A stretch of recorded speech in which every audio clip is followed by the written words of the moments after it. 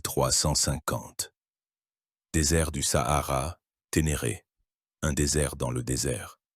Le soleil ne brillait pas, mais était un bourreau impitoyable, chauffé à blanc, suspendu dans un ciel terne et délavé. L'air est immobile, dense et chaud, comme le souffle d'un haut fourneau. Il brûle les poumons, assèche la gorge, fait battre le sang dans les tempes. Il n'y a rien ici, ni arbre, ni herbe, ni nuage. Seulement un océan infini et ondulant de sable et de pierre, et un silence si profond et si ancien qu'il semble que le son lui-même soit mort ici il y a plusieurs siècles. Et à travers ce royaume de la mort, lentement, comme un mirage, une caravane se déplace. Des centaines, des milliers de chameaux, regroupés en une longue ligne sinueuse, marchent docilement sur un sentier à peine visible, tracé par les os de leurs prédécesseurs. Ils sont guidés par des hommes dont le visage est caché sous des voiles bleus, les Tagelmost, ne laissant que les yeux découverts. Ce sont les Touaregs, les hommes bleus du désert, les seigneurs fantomatiques de ce monde sans vie. Ils ne transportent ni soie, ni épices, ni or. Leurs précieuses cargaisons, ce sont de lourdes plaques grossièrement taillées d'une couleur blanc sale, rosée. C'est du sel. Extrait dans des conditions infernales des mines de sel de Taoudeni, au cœur même du désert, ce sel est destiné aux riches villes de la bordure sud du Sahara, Tombouctou, Gao, Djenné. Là, dans les empires du Ghana et du Mali, il sera échangé contre un autre métal précieux. Parfois, un pour un, plaque pour plaque, livre pour livre, il sera échangé contre de l'or. Aucun de ces hommes rudes et silencieux ne réfléchit au paradoxe. Ils transportent un condiment ordinaire, une pierre que l'on peut trouver presque partout, à travers l'endroit le plus inhospitalier de la planète, pour l'échanger contre le plus noble des métaux. Mais ils savent que sans leur cargaison blanche, la vie là-bas, au sud, est impossible. Sans elle, la viande pourrira. Les hommes et le bétail s'affaibliront, et le goût de toute nourriture deviendra fade et repoussant. Ils ne sont pas de simples marchands. Ils sont les prêtres d'un culte aussi ancien que le monde. Le culte d'une substance aussi essentielle à la vie que l'eau et l'air. Une substance qui a bâti et détruit des empires, tracé des routes, payé la solde de légions et provoqué des guerres sanglantes. C'est l'histoire du minéral le plus banal et en même temps le plus précieux de la terre. C'est l'histoire du sel, avant de voir comment le sel a hissé des empereurs sur le trône et rempli les caisses des États. Nous devons descendre au niveau le plus fondamental, dans les profondeurs de notre propre biologie. Nous devons comprendre pourquoi ce cristal d'apparence simple, le chlorure de sodium, possède un pouvoir si absolu et si incontestable sur tout ce qui vit sur cette planète. Car l'histoire du sel ne commence pas avec la première caravane, ni avec la première mine. Elle commence avec la première cellule vivante, née dans l'océan salé. Toute la vie sur Terre est sortie de la mer, et chacune de nos cellules, chaque neurone, chaque goutte de sang, est un minuscule océan clos sur lui-même, qui a conservé la composition chimique de son berceau primitif. L'élément clé de cette mer intérieure est le sodium. Les ions de sodium sont les étincelles électriques de la vie. Ils sont responsables de la transmission des influx nerveux du cerveau aux muscles. Chacun de vos mouvements, chaque battement de votre cœur, chaque pensée, est le résultat d'une danse complexe d'ions de sodium traversant les membranes des cellules nerveuses. Sans sodium, notre système nerveux s'éteindrait tout simplement. Le sodium régule l'équilibre hydrique de l'organisme en maintenant la pression osmotique nécessaire dans les cellules et le liquide interstitiel. Il est vital pour la digestion, étant un composant du suc gastrique. En termes simples, sans sel, la vie est impossible. Notre corps est incapable de produire du sodium par lui-même. Nous devons l'obtenir de l'extérieur, par l'alimentation. Et pendant des millions d'années d'évolution, nos ancêtres ont réussi à le faire. Les anciens hominidés, chasseurs-cueilleurs, obtenaient suffisamment de sel en consommant de la viande et du sang cru ou légèrement transformé d'animaux qui, à leur tour, obtenaient le sel des plantes ou des salines naturelles. Leur régime alimentaire était équilibré par la nature. Mais une révolution s'est produite qui a tout changé. Il y a environ 10 000 ans, l'homme est passé d'un mode de vie nomade à un mode de vie sédentaire. Il a domestiqué les animaux et surtout, il a commencé à cultiver la terre. Ce fut la révolution néolithique, la naissance de l'agriculture et de la civilisation. Mais cette révolution avait un revers biochimique. Le régime alimentaire de l'homme a radicalement changé. La base de son alimentation était désormais constituée de céréales, comme le blé, l'orge, le riz, le maïs. Mais les céréales, contrairement à la viande, contiennent très peu de sodium. Simultanément, l'homme a appris à cuire les aliments, et lors de la cuisson, une part importante des sels déjà rares passe dans l'eau de cuisson. Une carence en sel chronique et massive est apparue. Les gens, en particulier ceux qui vivaient loin de la mer, ont commencé à souffrir d'un manque de sel. Les symptômes de cet état sont terribles. Faiblesse, apathie, crampes musculaires, perte d'appétit, troubles du rythme cardiaque et finalement la mort. L'humanité, en faisant un pas de géant dans son développement, s'est heurtée à une nouvelle menace invisible. La faim de sel, c'est alors dans la nuit des temps qu'est née une soif instinctive et dévorante de sel. Cette soif est aussi profondément ancrée en nous que la soif d'eau ou la faim. Nous pouvons l'observer également dans le monde animal. Les animaux herbivores recherchent instinctivement les salines, des endroits où le sel affleure à la surface. Ils peuvent parcourir des dizaines de kilomètres pour lécher la terre salée. Les prédateurs, en les observant, tendent des embuscades près des salines. C'est ainsi que les sources naturelles de sel deviennent des centres de vie et de mort, l'arène du drame éternel de la survie. Pour l'homme ancien, la recherche du sel est devenue une tâche aussi vitale que la recherche de l'eau ou de la nourriture. Le sel a cessé d'être un simple composant de l'alimentation. Il est devenu un trésor, un objet de convoitise, la première marchandise qu'il fallait non seulement trouver, mais extraire, transformer et livrer là où il n'y en avait pas. Ainsi, toute l'histoire ultérieure du sel, toutes les routes du sel, les guerres et les monopoles trouvent leur origine dans ce simple fait biologique. La demande de sel était absolue, inélastique et universelle. Chaque personne, du roi à l'esclave, en avait besoin quotidiennement. Et celui qui contrôlait les sources de sel et les voies de sa livraison obtenait un levier d'une puissance sans précédent. Il obtenait le pouvoir sur la vie elle-même. Avant de devenir un condiment, le sel était un médicament. Avant de devenir une marchandise, il était une nécessité. Et avant de devenir un symbole de richesse, il était une condition de survie. Face à la menace existentielle de la faim de sel, l'homme du néolithique et de l'âge du bronze a fait preuve de toute son ingéniosité. Il ne s'est pas contenté de chercher le sel, il a appris à l'extraire et à le produire, transformant des trouvailles fortuites en la première industrie chimique de l'histoire de l'humanité. Les méthodes qu'il a inventées étaient géniales dans leur simplicité et ont servi de base à l'extraction du sel pendant des millénaires. Il y en avait 3. L'évaporation de l'eau de mer, l'ébullition de saumures de sources salées et l'extraction de sel gemme du sous-sol. La méthode la plus ancienne et la plus évidente pour obtenir du sel était accessible à ceux qui vivaient sur les côtes maritimes chaudes. C'était l'évaporation solaire.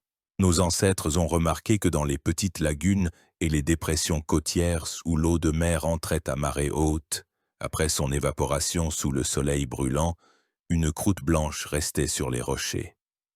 C'était du sel. L'homme a appris à imiter et à perfectionner ce processus naturel. Il a commencé à construire des marais salants, ou jardins de sel. C'était un système de bassins peu profonds et interconnectés, creusés dans l'argile côtière. Dans le premier bassin, le plus grand, on faisait entrer l'eau de mer à l'aide de la marée ou de simples écluses. Là, sous l'action du soleil et du vent, l'eau commençait à s'évaporer et sa salinité augmentait. Ensuite, cette saumure concentrée, ou eau mer, était transférée dans un bassin suivant, plus petit et moins profond, où le processus d'évaporation se poursuivait. Après être passé par plusieurs de ces bassins, la saumure devenait si saturée que le sel commençait à cristalliser et à se déposer au fond. Les sauniers, à l'aide de râteaux en bois spéciaux, ramassaient ce sel et le mettaient en grands tas coniques pour le faire sécher. Ce sel marin, ou sel de marais, n'était pas tout à fait pur. Il contenait des impuretés d'autres minéraux qui lui donnaient une teinte grisâtre ou rosée, mais il était inestimable. Les civilisations de la Méditerranée, les Égyptiens, les Phéniciens, les Grecs et plus tard les Romains, étaient des maîtres en la matière. Toute la côte, de l'Égypte à l'Espagne, était parsemée de ces marais salants qui produisaient des milliers de tonnes d'or blanc.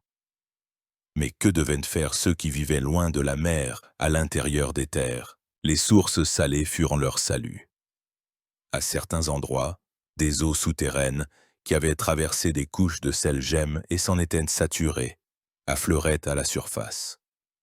De telles sources étaient un véritable don des dieux.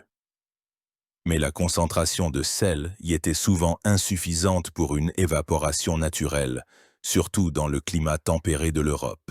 C'est alors que l'homme a fait appel au feu. C'est ainsi qu'est née la technologie de l'extraction du sel par ébullition.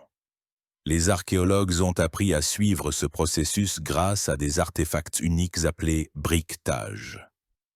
Ce sont de nombreux fragments de poterie grossière que l'on trouve en grande quantité sur les sites des anciennes salines. Le processus se déroulait à peu près comme suit. Les ouvriers construisaient des fours ou des foyers spéciaux au-dessus du feu. Ils y plaçaient des supports en argile et sur ces supports, des récipients en argile de forme conique ou en forme de bol, remplis de saumure. Le seau s'évaporait lentement et le sel cristallisait sur les parois et le fond des récipients. Pour extraire le sel prêt, on cassait très probablement le récipient. Ce sont ces tessons qui constituent le briquetage. On obtenait ainsi des cônes ou des briquettes de sel, la première forme standardisée du produit, pratique pour le transport et le commerce. Cette méthode était extrêmement laborieuse et nécessitait une énorme quantité de bois de chauffage, ce qui entraînait la déforestation sur des kilomètres à la ronde. Mais elle permettait d'extraire du sel là où on n'aurait même pas pu en rêver.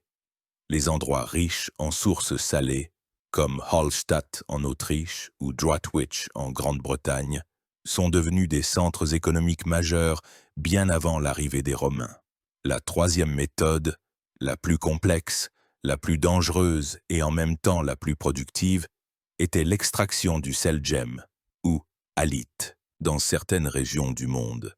À la suite de l'assèchement d'anciennes mers, d'énormes couches et dômes de sel cristallin très pur sont restés sous terre.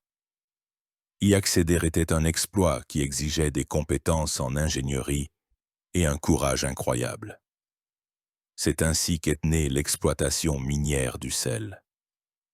Les premières mines de sel étaient primitives. On creusait des puits verticaux, puis des galeries horizontales en suivant le filon de sel. On travaillait dans l'obscurité totale, à la lueur de faibles lampes à graisse. On détachait des morceaux de sel avec des outils primitifs, d'abord des pics et des marteaux en pierre, puis en bronze et en fer. Le sel était remonté à la surface dans des sacs en cuir ou des paniers. Le travail dans une mine de sel était l'un des plus durs et des plus dangereux du monde antique. La menace constante d'effondrement, l'asphyxie par manque d'oxygène, la poussière de sel qui rongeait les poumons et la peau, tout cela rendait la vie du mineur courte et douloureuse. On utilisait souvent le travail des esclaves et des forçats pour ces travaux. Mais c'est dans ces profondeurs sombres et silencieuses que le plus grand trésor pour les archéologues a été trouvé. Le sel est un conservateur unique. Il absorbe l'humidité et tue les bactéries, empêchant la décomposition. Grâce à cela, des objets organiques, qui se seraient décomposés sans laisser de traces dans des conditions normales, ont été conservés dans les anciennes mines de sel. Le plus grand exemple est Hallstatt, dans les Alpes autrichiennes. Dans ces anciennes mines datant de l'âge du bronze et du fer, les archéologues ont découvert des échelles en bois parfaitement conservées, des pics avec des manches en bois, des sacs à dos en cuir pour transporter le sel, des restes de tissus et même des excréments d'anciens mineurs, dont l'analyse a permis de reconstituer en détail leur régime alimentaire. Hallstatt est devenu un centre d'extraction de sel si important qu'il a donné son nom à toute une culture archéologique qui a prospéré en Europe centrale du 8e au 5e siècle avant notre ère. La richesse obtenue grâce au commerce du sel a permis à la noblesse de Hallstatt d'acheter des objets de luxe aux Grecs et aux Étrusques, créant l'une des civilisations les plus brillantes de l'Europe pré-romaine. C'est ainsi que, pas à pas, en maîtrisant ces trois technologies de base, l'homme a transformé le sel d'un don rare de la nature en un produit industriel. Les premières colonies spécialisées de sauniers et de mineurs sont apparues. Les premières routes commerciales se sont étendues, sur lesquelles les précieux cristaux blancs étaient transportés à des centaines de kilomètres. Le contrôle des sources et des mines de sel est devenu la cause des premières guerres. L'histoire de l'humanité a acquis une nouvelle saveur, salée. Transportons-nous maintenant dans la vallée du Nil, dans un royaume où la grandeur de la civilisation se mesurait à l'éternité, et où le souci de la vie après la mort était la principale tâche de l'État. Dans l'Égypte ancienne, l'un des premiers grands empires de l'histoire de l'humanité, le sel jouait un rôle particulier et sacré. Ce n'était pas un simple condiment ou conservateur, c'était la clé de l'immortalité. La civilisation égyptienne était bénie par la nature. Les crues du Nil fertilisaient les champs, assurant des récoltes abondantes. Mais l'Égypte n'était pas non plus dépourvue de sel. Son principal trésor n'était ni les mines, ni les sources salées, mais des gisements uniques de natron. Le natron est un mélange naturel de soude, carbonate de sodium, et de sel de cuisine, chlorure de sodium. Ces plus grands gisements se trouvaient dans une dépression désertique à l'ouest du delta du Nil, dans un endroit qui s'appelait Wadi el-Natroun, ce qui signifie la vallée du natron. Là, au fond de lac asséché, se formait une épaisse croûte de cette poudre blanche. Pour les Égyptiens, le natron était une substance sacrée, un sel divin. Ils l'utilisaient dans les rituels des temples pour la purification, comme encens et comme médicament. Mais son utilisation principale était liée au plus grand art et à la plus grande obsession des Égyptiens. La momification. La religion égyptienne enseignait qu'après la mort, l'âme d'une personne, son bas et son cas, continuaient de vivre, mais pour cela, elle avait besoin d'un corps physique dans lequel elle pourrait revenir de temps en temps. Par conséquent, la préservation du corps de la décomposition était la tâche principale du rituel funéraire. Et c'est précisément le natron, grâce à ses propriétés hygroscopiques, absorbant l'humidité et antibactérienne exceptionnelle, qui est devenu l'instrument idéal pour cela. Le processus de momification, perfectionné à l'époque du Nouvel Empire, était complexe, long et coûteux. L'historien grec Hérodote nous en a laissé une description classique. Tout commençait par le transport du corps du défunt à la maison de la purification, un atelier spécial d'embaumeur. La première étape consistait à extraire le cerveau par les narines à l'aide d'un crochet en fer spécial. Ensuite, on pratiquait une incision sur le flanc gauche et on retirait tous les organes internes, l'estomac, les intestins, le foie, les poumons. Seul le cœur, considéré comme le siège de l'intelligence et de l'âme, était laissé en place. Les organes extraits étaient lavés avec du vin de palme et des épices, puis également conservés dans du natron et placés dans des récipients spéciaux appelés canopes. La cavité abdominale vidée était soigneusement lavée, puis le corps était entièrement recouvert de natron sec et granuleux. Le corps restait ainsi jusqu'à 40 jours, bien que certaines sources parlent de 70. Pendant ce temps, le natron extrayait tout le liquide des tissus, les déshydratant et les désinfectant complètement, mais sans endommager la peau comme l'aurait fait le sel pur. Ce processus arrêtait la décomposition et transformait le corps en une momie incorruptible. Après le séchage, le natron était retiré, le corps était à nouveau lavé, frotté d'huile et de résines aromatiques, et on commençait à l'envelopper dans des centaines de mètres de fines bandelettes de lin. Entre les couches de bandelettes, on plaçait des amulettes magiques destinées à protéger le défunt dans l'au-delà. Enfin, la momie était placée dans un sarcophage peint et remise à la famille pour l'enterrement. Tout ce processus complexe aurait été impossible sans le sel sous forme de natron.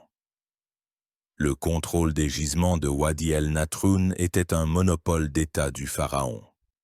Le natron était une ressource stratégique non moins importante que l'or des mines de Nubie ou la pierre de construction des carrières.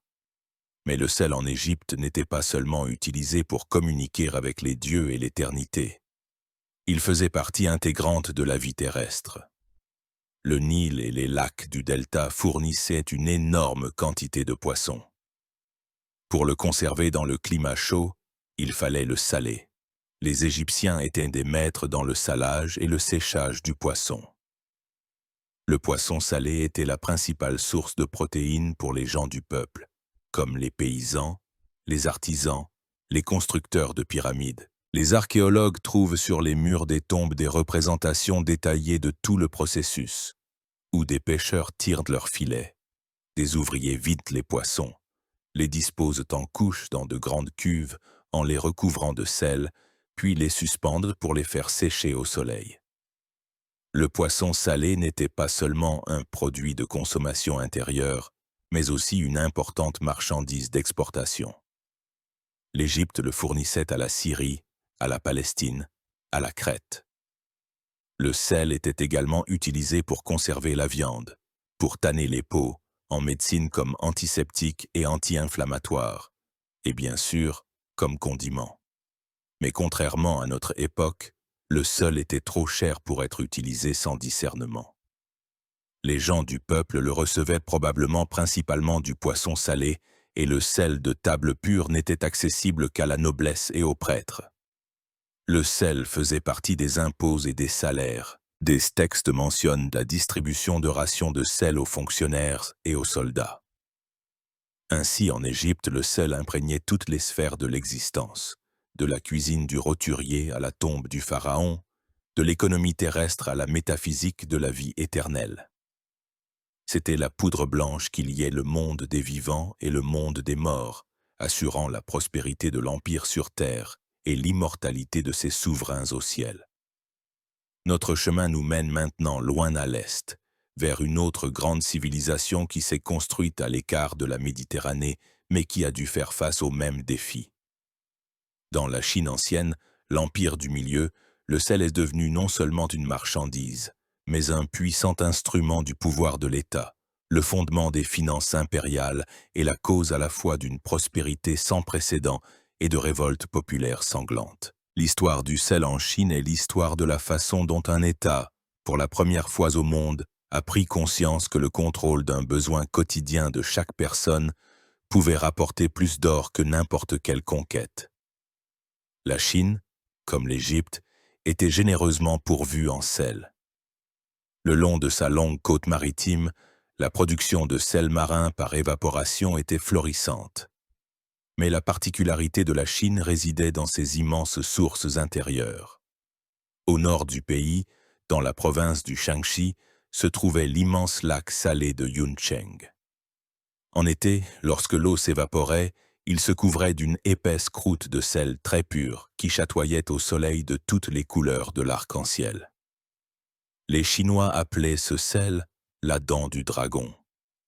Mais la réalisation la plus étonnante de l'ingénierie chinoise fut l'extraction du sel des saumures profondes de la province du Sichuan. Dès le IIIe siècle avant notre ère, bien avant que quelque chose de semblable n'apparaisse en Europe, Les ingénieurs du Sichuan avaient appris à forer des puits de centaines, puis de plus de 1000 mètres de profondeur. Ils utilisaient pour cela de massives tarières en fer, qui étaient levées et abaissées à l'aide de leviers installés sur de hautes tours en bambou. Le forage d'un seul puits pouvait prendre des années, voire des décennies. Une fois la saumure atteinte, on la remontait à la surface dans de longs tubes de bambou munis de clapets. Mais ce n'est pas tout. Souvent, du gaz naturel s'échappait des puits en même temps que la saumure, et les Chinois ont appris à l'utiliser aussi. Ils posaient des gazoducs en bambou par lesquels le gaz était acheminé jusqu'à d'énormes chaudrons en fonte, où il brûlait, faisant évaporer la saumure. C'était une technologie incroyablement avancée pour l'époque, qui combinait l'exploitation minière, l'hydraulique et l'utilisation de combustibles fossiles. Au début de l'histoire de la Chine, sous les dynasties Shang et Zhou, l'extraction et le commerce du sel étaient principalement une affaire privée. Les magnats du sel, qui contrôlaient les riches sources, devinrent parmi les hommes les plus riches et les plus influents du pays. Mais tout changea avec l'unification de la Chine sous la dynastie des Han au IIe siècle avant notre ère. Le 7e empereur de la dynastie Wudi, qui régna de 141 à 87 avant notre ère, était confronté à une tâche immense. Sur les frontières nord de l'Empire sévissaient les nomades belliqueux Xiongnu, que l'on identifie souvent aux Huns. Des raids constants dévastaient les provinces frontalières. Wudi décida de passer d'une défense passive à une offensive à grande échelle pour résoudre ce problème une fois pour toutes. Mais la guerre est une entreprise coûteuse. Le trésor manquait cruellement d'argent pour entretenir une immense armée et construire la Grande Muraille. C'est alors que, sur les conseils de ses ministres légistes, en particulier le perspicace financier Sang Hongyang, Wudi prit une mesure révolutionnaire. En 119 avant notre ère, il instaura un monopole d'État sur le sel et le fer. Cela signifiait que désormais, toute l'extraction, le transport et la vente de ces deux produits essentiels passaient sous le contrôle total de l'État. Les salines et les forges privées furent soit nationalisées, soit soumises à des impôts exorbitants. Toute une armée de fonctionnaires fut créée pour gérer l'industrie du sel, fixer les prix et superviser la collecte des revenus. L'effet fut stupéfiant. L'argent se déversa à flot dans le trésor impérial. Le monopole sur le sel devint l'une des principales, sinon la principale source de revenus de l'Empire Han. Avec cet argent, Wudi put financer ses grandioses campagnes militaires qui repoussèrent les Xiongnu loin dans la steppe et étendirent les frontières de la Chine.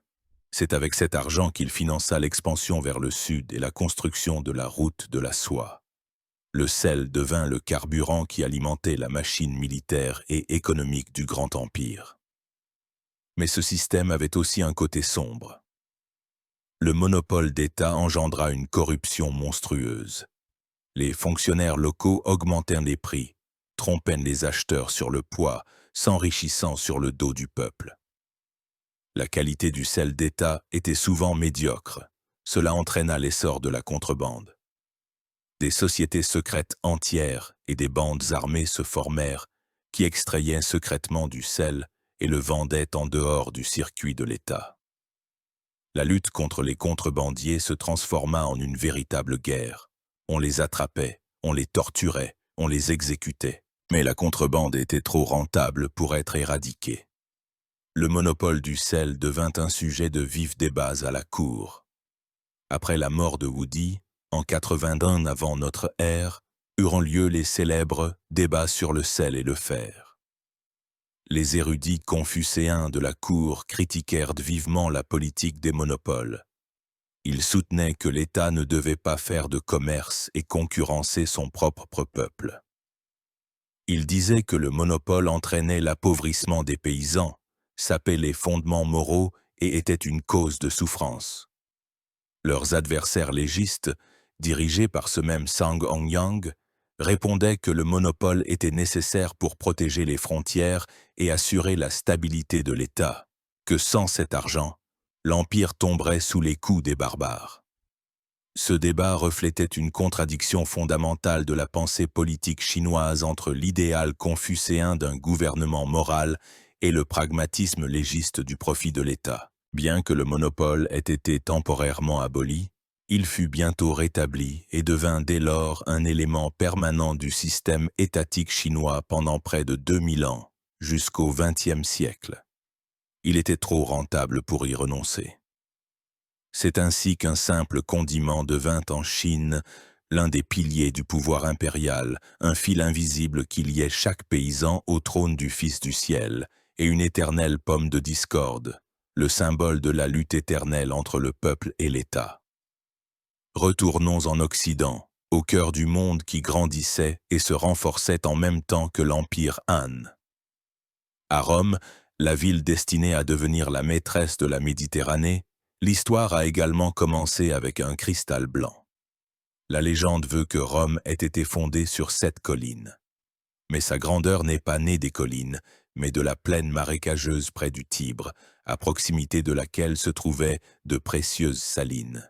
Et la première grande route construite par les Romains ne fut pas la voie Appienne, mais la voie Salaria, la route du sel. Bien avant Romulus et Rémus, dès l'âge du bronze, à l'embouchure du Tibre, sur sa rive gauche, se trouvaient des salines naturelles. Là, en eau peu profonde, l'eau de mer s'évaporait facilement, laissant derrière elle le précieux sel. Ces salines, connues sous le nom de Campus Salinarum Romanarum, devinrent une pomme de discorde pour les tribus qui peuplaient le centre de l'Italie. Leur contrôle signifiait richesse et pouvoir, et c'est là, dans un endroit stratégiquement avantageux qui permettait de contrôler à la fois les salines et le gué du Tibre, que naquit la colonie qui allait devenir Rome. La plus ancienne des routes romaines, la Via Salaria, menait de ces salines à l'intérieur de la péninsule apennine, vers les terres des Sabins, qui étaient un des éleveurs et avaient un besoin désespéré de sel pour eux-mêmes et leur bétail. Sur cette route circulaient des caravanes chargées de sel, et en retour, du bétail, des céréales et d'autres marchandises. Cette route était l'artère par laquelle coulait la vie économique de la Rome primitive. Les premières guerres que mena la jeune ville furent des guerres pour le contrôle de cette route et des salines. Contrairement à la Chine, l'État romain, à l'époque de la République et du début de l'Empire, n'établit pas un monopole complet sur la production de sel. Les salines pouvaient être entre des mains privées. Mais l'État comprit rapidement que le sel était un objet idéal pour la taxation. Un impôt sur le sel, le vectigal sali, fut introduit. L'État prenait aussi souvent en charge la construction et l'entretien de grandes salines et d'entrepôts, qu'il louait ensuite à des entrepreneurs privés, les publicains. De plus, l'État fixait un prix officiel pour le sel, en particulier à Rome même, afin d'éviter la spéculation et les troubles populaires. Parfois, par mesure populiste, les empereurs baissaient le prix du sel ou le distribuaient même gratuitement pour gagner l'amour de la plèbe. Mais le lien le plus célèbre de Rome avec le sel est inscrit dans la langue elle-même. Le mot salaire, ainsi que des mots similaires dans d'autres langues européennes, vient du mot latin salarium. À l'origine, salarium argentum signifiait argent du sel ou ration de sel. L'opinion répandue veut que les légionnaires romains aient été payés directement en sel. C'est très probablement une exagération. Il aurait été extrêmement difficile de fournir des tonnes de sel à la place de l'argent à une immense armée professionnelle. Il est plus probable que le salarium ait été une partie spéciale de la solde, une allocation en argent donnée à un soldat pour acheter du sel. Le sel était absolument essentiel pour un légionnaire. Il en consommait en grande quantité, en particulier lors d'efforts physiques intenses et dans un climat chaud, pour compenser les pertes dues à la sueur. De plus, le sel était nécessaire pour conserver les provisions lors des longues campagnes. La possibilité d'acheter du sel était pour un soldat une question de vie et de santé. Par conséquent, l'État, soucieux de la capacité de combat de son armée, lui garantissait les moyens d'acquérir ce produit vital. C'est ainsi que le cristal blanc a donné son nom à la notion même de rémunération du travail, entrant à jamais dans le lexique économique de l'humanité. Le sel faisait partie intégrante de la cuisine et de la vie quotidienne romaine. Aucun repas, du modeste repas d'un plébéien au somptueux festin d'un aristocrate, ne se passait de sel. Sur la table de tout Romain qui se respecte se trouvait une salière, le salinum, souvent en argent, qui était un symbole d'hospitalité et du foyer. L'expression « partager le pain et le sel » a de profondes racines romaines. Le sel était utilisé pour conserver les olives, le fromage, les légumes. Mais le principal produit salé, véritable fétiche culinaire et marchandise la plus importante de l'économie romaine, était le garum, une sauce de poisson fermentée.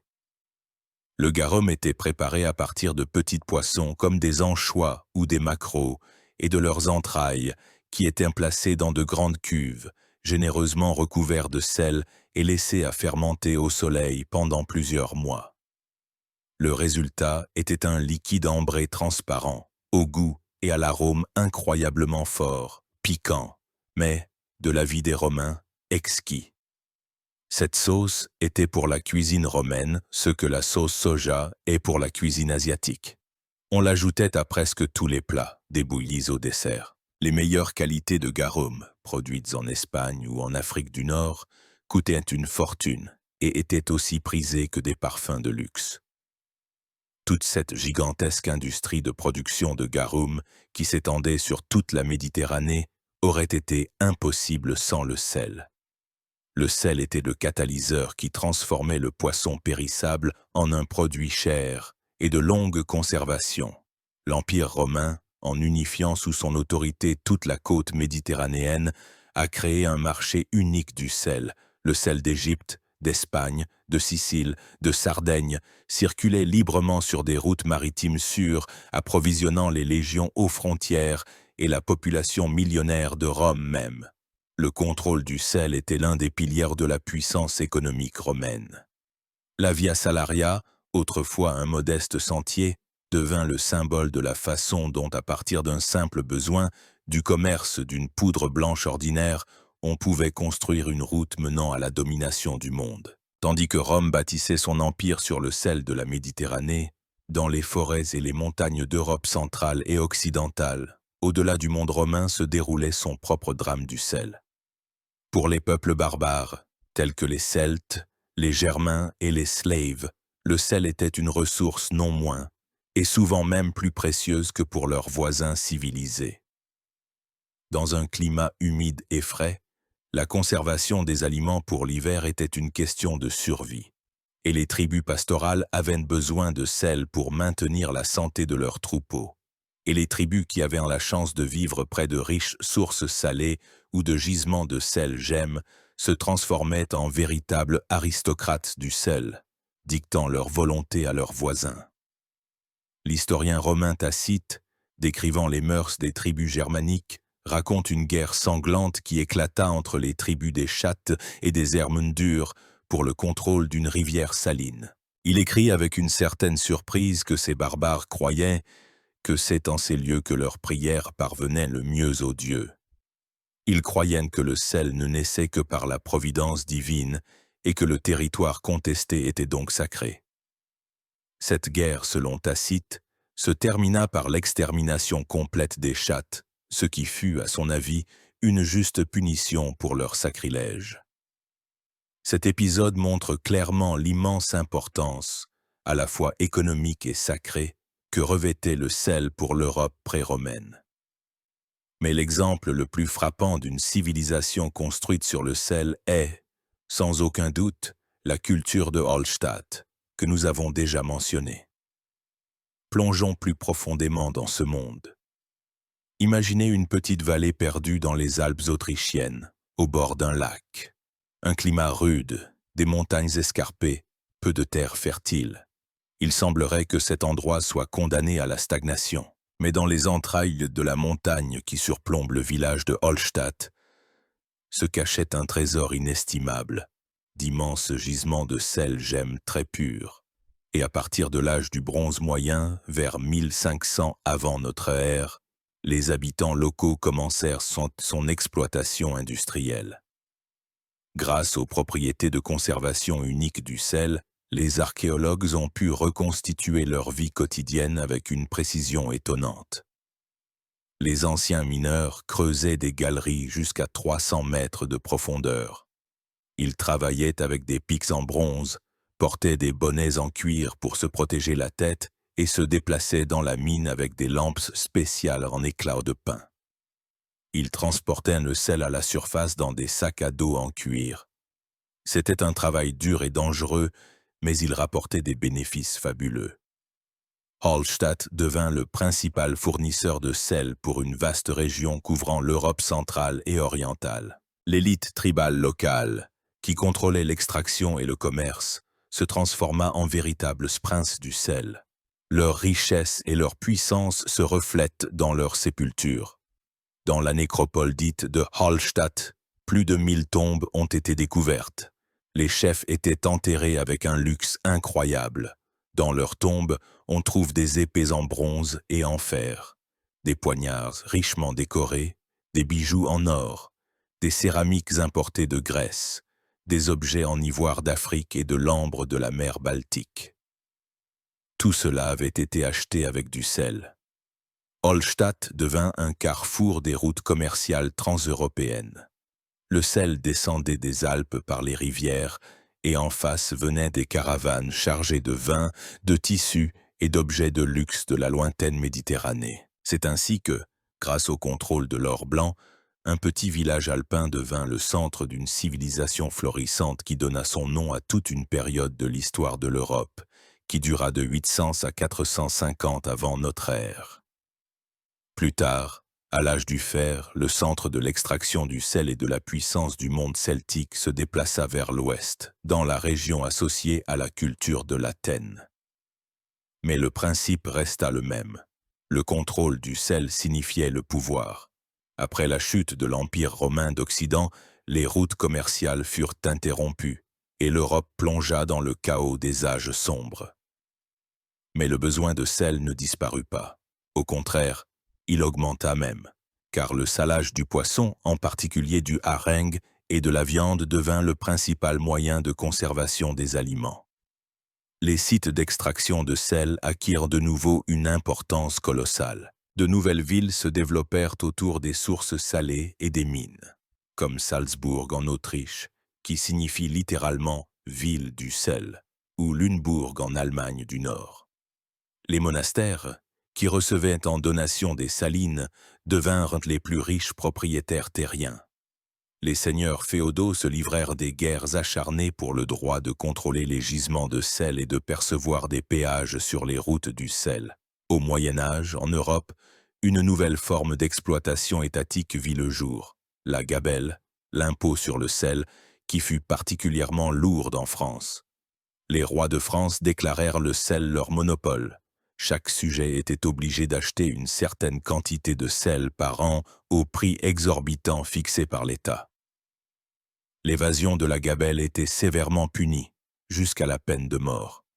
Cet impôt détesté devint l'une des principales causes du mécontentement populaire qui finit par éclater lors de la Révolution française. C'est ainsi que le sel, qui avait été un symbole de vie et d'hospitalité, devint, entre les mains d'un État avide, un symbole d'oppression et de tyrannie.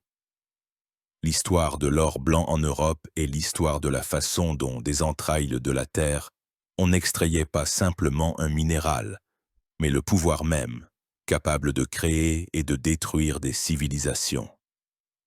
Et nous voici de retour là où nous avons commencé notre voyage, dans les sables brûlants du Sahara. C'est ici, dans l'Afrique médiévale, que la valeur du sel a atteint son apogée, devenant littéralement égale à la valeur de l'or. L'histoire du commerce transsaharien du sel et de l'or est l'une des pages les plus étonnantes et les plus épiques de l'histoire économique de l'humanité. C'est l'histoire de la façon dont deux marchandises, nées dans des mondes complètement différents et hostiles l'un à l'autre, ont trouvé le chemin l'une de l'autre, donnant naissance sur leur passage à des empires légendaires et à des villes fabuleusement riches. Il y avait 3 acteurs dans ce drame. Le premier était les sources de sel. Elles se trouvaient au cœur même du Sahara, dans des endroits comme Taoudeni et Tagaza. sur le territoire de l'actuel Mali. C'était parmi les endroits les plus inhospitaliers de la planète. À Tagaza, des esclaves appartenant à des tribus arabes extrayaient le sel du sous-sol, le débitant en grandes plaques. Leur vie était un véritable enfer. Ils vivaient dans des maisons construites en blocs de sel, buvaient l'eau amère des puits salés et souffraient de la chaleur et du scorbut. Toute leur nourriture leur était apportée par les caravanes. En substance, ils vivaient dans une prison de sel à ciel ouvert. Le deuxième acteur était les sources d'or. Elles se trouvaient loin au sud, dans la zone boisée et humide de l'Afrique de l'Ouest, dans une région connue sous le nom de Ouangara, sur le territoire des actuels Mali, Sénégal et Guinée. Là, dans les vallées des fleuves Sénégal et Niger, les tribus locales extrayaient de l'or alluvionnaire, le lavant du sable des rivières. Cette région était fabuleusement riche en or, mais souffrait d'une faim de sel aigu. Dans le climat tropical humide, les hommes et les animaux transpiraient beaucoup, perdant beaucoup de sel. Il n'y avait pratiquement pas de source de sel locale. Le sel n'était pas pour eux un luxe, mais une nécessité vitale. Et le troisième, le maillon de liaison, étaient les tribus berbères et touaregs, les nomades du désert. Seuls eux, avec leurs fidèles navires du désert, les chameaux, pouvaient franchir la distance gigantesque entre les mines de sel au nord et les mines d'or au sud. Ils devinrent les maîtres des routes commerciales transsahariennes, les intermédiaires du grand échange. C'est ainsi qu'est né un système commercial unique. Les caravanes, chargées de plaques de sel de Taoudeni, entreprenaient un long et dangereux voyage vers le sud, vers des villes comme Tombouctou, Gao et Djenné. Ces villes, situées sur la boucle du Niger, à la frontière du désert et de la savane, devinrent d'énormes plaques tournantes et foires commerciales. C'est là que le sel saharien était échangé contre de l'or, de l'ivoire, des esclaves et d'autres marchandises provenant des profondeurs de l'Afrique. Le voyageur arabe du XIVe siècle Ibn Battuta, qui a visité ces lieux, a écrit qu'à Tombouctou, le sel est si prisé que la charge d'un chameau se vend pour 80 sous 100 miscales d'or. Le ratio variait, mais souvent, le sel était effectivement échangé contre son poids égal en or. Dans certaines régions du sud, où le sel était particulièrement rare, il existait une coutume unique, connue sous le nom de commerce muet ou silencieux. Les caravaniers, arrivés à un lieu convenu sur la rive d'un fleuve, déposaient leurs plaques de sel et battaient du tambour pour signaler leur arrivée. Puis ils se retiraient à une distance de sécurité. Ensuite, de la jungle sortaient les habitants locaux qui extrayaient l'or. Ils examinaient le sel et, à côté de chaque plaque, déposaient la quantité de poudre d'or qu'ils étaient prêts à payer pour elle. Puis ils se retiraient également. Les caravaniers revenaient. Si le prix leur convenait, ils prenaient l'or, laissant le sel, et battaient de nouveau du tambour. Sinon, ils laissaient à la fois l'or et le sel, faisant comprendre qu'ils en voulaient un plus. C'est ainsi que, sans un mot, sans contact direct, peut-être en raison de la barrière de la langue ou d'une méfiance mutuelle, se concluaient des transactions qui faisaient tourner l'économie de tout un continent. Sur ce commerce se sont développés les grands empires d'Afrique de l'Ouest. Le premier fut l'empire du Ghana, qui exista approximativement du 8e au 13e siècle, dont les souverains portaient le titre de maître de l'or. Leur richesse reposait sur le contrôle des sources d'or du Sud et sur la perception de péages sur les caravanes de passage. Puis s'éleva l'empire du Mali, qui exista du XIIIe au XVIe siècle, qui prit le contrôle à la fois des mines d'or, des mines de sel de Taoudeni et des villes commerçantes. Le légendaire souverain du Mali, Mansa Moussa, qui effectua au XIVe siècle le célèbre Hajj à la Mecque, frappa l'imagination de tout le monde médiéval par sa richesse. Il transportait avec lui tant d'or que, en le distribuant comme aumône au Caire, il fit chuter pendant plusieurs années le prix de l'or dans toute la Méditerranée. Cette richesse fantastique était entièrement et totalement construite sur le contrôle du commerce du sel et de l'or. Les villes de Tombouctou et de Djenné devinrent non seulement des centres commerciaux, mais aussi les plus grands centres culturels et scientifiques du monde islamique, avec des mosquées majestueuses et des universités célèbres où étaient conservés des milliers de manuscrits inestimables.